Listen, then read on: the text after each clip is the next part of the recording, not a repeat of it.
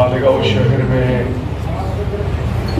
जो बुनकर भवन बनने वाला है उसके ताल्लुक से आज के इस मीटिंग में उपस्थित फिरोज अहमद अंसारी साहब,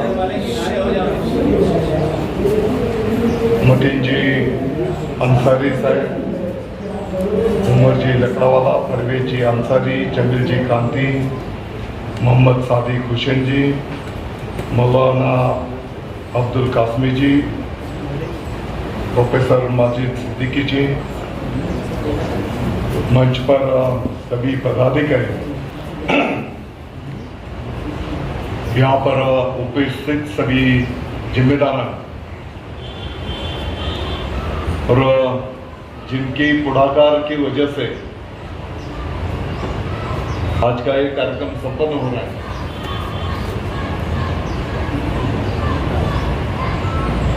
पार्टी के ऊपर उठकर हमारे मित्र एजाज भाई, पत्रकार मित्र, सबसे पहले तो मैं आप सबका शुक्रिया अदा करता हूं। यहाँ पर तो सभी जिम्मेदार पदाधिकारी हैं। अपने जीवन में अनेक क्षण आते हैं जाते हैं, बहुत सारे काम के लिए निधि भी मंजूर किया जाता है, काम भी हो जाते हैं, लेकिन किसी काम को निधि दिया और उसके लिए शुक्रिया अदा करना, धन्यवाद देना, ऐसे बहुत कार्यक्रम कम हो गए।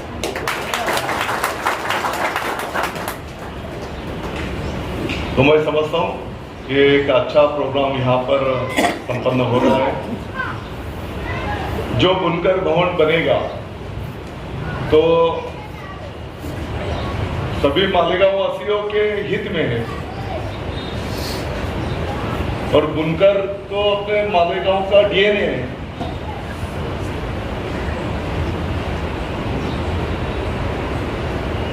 और काफी सुविधा वहां पर अपने को देना पड़ेगा। जैसे कल यंत्रमाग के बारे में मंत्री महोदय चंद्रकांत दादा पाटिल साहब मालेगांव पधारे थे। अपने से कोई लोग उपस्थित भी हुए। सरकार यंत्रमाग के बारे में और किस ढंग से सपोर्ट किया जा सकता है, इस क्षेत्र को कैसे बढ़ावा दिया जा सकता है, क्योंकि इस व्यवसाय के बारे माध्यम से बहुत सारे लोगों को रोजगार मिलता है, उनके कुटुंब का उदर निर्वाह का साधन बनता है। खेती के बाद ये 2 नंबर की इंडस्ट्री है कि जहां पर ज्यादा रोजगार लोगों को मिलता है। तो उसका एक रिपोर्ट बनाने की जिम्मेदारी भी अपने मालेगांव के ऊपर दी गई सरकार की तरफ से और लगभग 90% उसका रिपोर्ट भी तैयार हो चुका है। आप सबकी जो सूचनाएं थी, भिवंडी होगा, इचलकरंजी होगा, बहुत सारी संगठनाएं, उनका सब सुझाव लेकर लगभग और रिपोर्ट तैयार हो गए।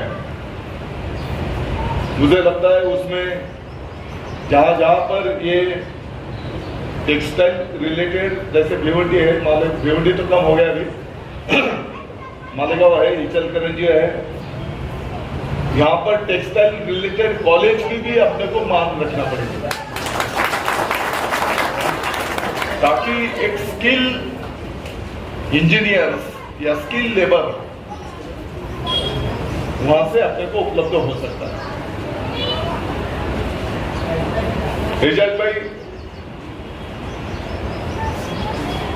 औहदे आते हैं जाते हैं, कल कौन था, आज कौन है, कल और कोई रहेगा, लेकिन भगवान और ऊपर वाले की दुआ से जो भी औहदा मिला है, तो जितने अच्छा काम हम कर सकते हैं करने की कोशिश करना चाहिए। और अपने मालेगांव में तो बहुत काम करने की जरूरत है। तो मुझे लगता है 1 साल से तो सभी पार्टियों को विश्वास में लेकर, हाँ ये भी बात सही है कि एक ही टाइम पे तो सब मसाइल हल नहीं होंगे, लेकिन जितना भी बन सकता है पूरब पश्चिम ये सब वाद विवाद ना करते हुए, मतभेद ना करते हुए जितना भी बन सकता है करने की कोशिश हो रही है। और आपको ग्राउंड पे दिखता होगा पूरे मालेगांव शहर में विकास के काम चालू है।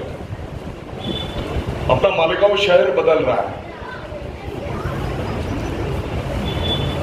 शायद अगले 15 दिन के अंदर पूरे मालेगांव शहर के अंडरग्राउंड ड्रेनेज के लिए कॉर्पोरेशन 33%, राज्य सरकार 33% और केंद्र सरकार 33%, अमृत योजना टप्पा 2 इसके माध्यम से शायद 1-1.5 साल पहले जब माननीय मुख्यमंत्री महोदय एकनाथ जी शिंदे साहब उनका महाराष्ट्र का दौरा मालेगांव से शुरू हुआ था, उस दौरा में उनके सामने ये मांग मालेगांव वासियों की तरफ से रखी गई थी और सभी मालेगांव वासियों की तरफ से मैं उनका शुक्रिया अदा करता हूं। 500 करोड़ रुपया अंडरग्राउंड ड्रेनेज के लिए अपने मालेगांव के लिए उन्होंने मंजूर कर दिया। लगभग वो सब टेक्निकल चीजें रहती है, वो सब पूरी अभी अंतिम स्टेज में है और 15 दिन के अंदर पूरे मालेगांव शहर के लिए अंडरग्राउंड ड्रेनेज का काम शुरू हो जाएगा। अंडरग्राउंड ड्रेनेज की वजह से मैं समझता हूं जो ओपन गटर या जहां पर गटर नहीं है तो ये सब गंदगी, दुर्गंधी और उसका ताल्लुक बीमारी से है, ये सब कम हो जाएगा। उसके साथों साथ 150 करोड़ रुपया पीने के पानी के लिए भी सरकार ने मंजूर कर दिया। उसका भी काम ये आने वाले 15 दिन में शुरू हो जाएगा। जहां पर पीने के पानी की पाइपलाइन ही नहीं है वहां पर पाइपलाइन बिछाई जाएगी। जहां पर बस्ती कम थी, छोटा पाइपलाइन था, अभी बस्ती बढ़ गई, आबादी बढ़ गई तो बड़ा पाइपलाइन डालने की जरूरत है, वहां पर वो पाइपलाइन बिछाई जाएगी। जो तलवाड़े डैम से अपने मालेगांव शहर को जो पानी सप्लाई करती है वो पाइपलाइन बहुत पुरानी है और सीमेंट की, बहुत साल में कितनी बार उसका लीकेज हो जाता है, तो वो पाइपलाइन भी नया बिछाने का उसमें समावेश किया गया है।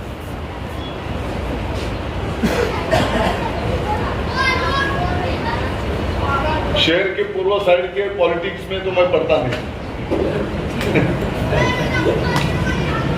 कौन टीका टिप्पणी करता उसके ऊपर भी ध्यान देता नहीं मैं। अपने को अच्छा काम करने का है, गोर गरीब का आशीर्वाद मिलेगा ऐसा काम करना है और यही सीख बाला साहब ठाकरे जी ने हम सबको दी है। गोर गरीब की सेवा करो, तो जितना अच्छा बन सकता है करने की हम सब मिलकर कोशिश कर रहे हैं। और आप देख रहे होंगे अभी मालेगांव में लगभग नए 5 हॉस्पिटल बनने जा रहे हैं कॉर्पोरेशन की तरफ से। 2 हॉस्पिटल, एक अल्पसंख्यक के माध्यम से जाने में, उसका भी काम बहुत जोर शोर से शुरू है। एक कैंप में CSR फंड से एक हॉस्पिटल बनाया और छोटे बच्चे और महिलाओं के लिए स्पेशल 100 बेड का हॉस्पिटल अपने मौसम पुल पे लोढ़ा मार्केट के बाजू में शायद ये 2-3 महीने के अंदर उसका लोकार्पण करने का है। आपको पता होगा अगर हमारे घर में नया मेंबर आता है, सदस्य आता है, जब हमारे घर का महिला डिलीवरी होता है तो खासगी हॉस्पिटल में 5-10 हजार रुपया बिल देना पड़ता है। अगर सीजर केस रहा तो 25,000 से ज्यादा बिल देना पड़ता है। और हॉस्पिटल भी ऐसा बन रहा है, पूरे मालेगांव शहर में खासगी हॉस्पिटल में नहीं होगी ऐसी सुविधा सरकार के हॉस्पिटल में मुहैया कराई जाएगी। ज्यादा दूर नहीं, यहाँ से तो 3-4 मिनट में जा सकते हैं। लगभग 2-3 महीने में उसका लोकार्पण करना है। मौसम पुल का काम चालू है, इधर सांडवे का भी काम चालू है, उधर त्याने को ज्वाइन करने वाला ब्रिज का काम चालू है। हाँ, थोड़ा झुकता माप, क्योंकि जनता जनार्दन के दरबार में जाना पड़ता है ना। अरविंद पवार ने जब अभी मंत्री साहब आए खड्डा देखे तो बोले या तो आप लोग सोलगांव में आ जाओ या दादा को आप तो इस मतलब दादा इधर से आप फॉर्म भर दो आप हो जाएगा। अभी एजाज भाई को अगर बोलेंगे ये तो बड़ा मन किया आपने, क्या वार्ड के बाहर अपने काम सुझाव किया है, लेकिन पहले तो कोई भी आपका वार्ड देखेगा नहीं क्या? अभी मुझे अगर कोई पूछेगा तो पहले मैं मालेगांव बोलूंगा। तो मालेगांव की तरक्की के लिए, अपने नासिक डिस्ट्रिक्ट की तरक्की के लिए, मालेगांव की तरक्की होगी तो सीधी बात है महाराष्ट्र की भी तरक्की होगी। तो इसके लिए जो भी करना चाहिए, एक अकेला व्यक्ति कुछ कर नहीं सकता है, लेकिन सब मिलकर अगर साथ में काम करते हैं तो थोड़ा पाठपुरावा करने के बाद हर एक विषय को न्याय मिल सकता है। तो मैं आप सबका शुक्रिया अदा करता हूं। आने वाले दिनों में मालेगांव के ये कुछ पॉलिटिकल एंगल से ये बिल्कुल कुछ काम नहीं हो रहा है क्या भाई, ये चुनाव ये वो ऐसा कुछ विषय नहीं, लेकिन एक बात भी सच है क्या, हम सबको यही मिट्टी में जाना है। तो जैसे अपना पुणे जो पानी का प्रकल्प है, आयशा हकीम जी उनके पीरियड में हुआ है ना, है क्या?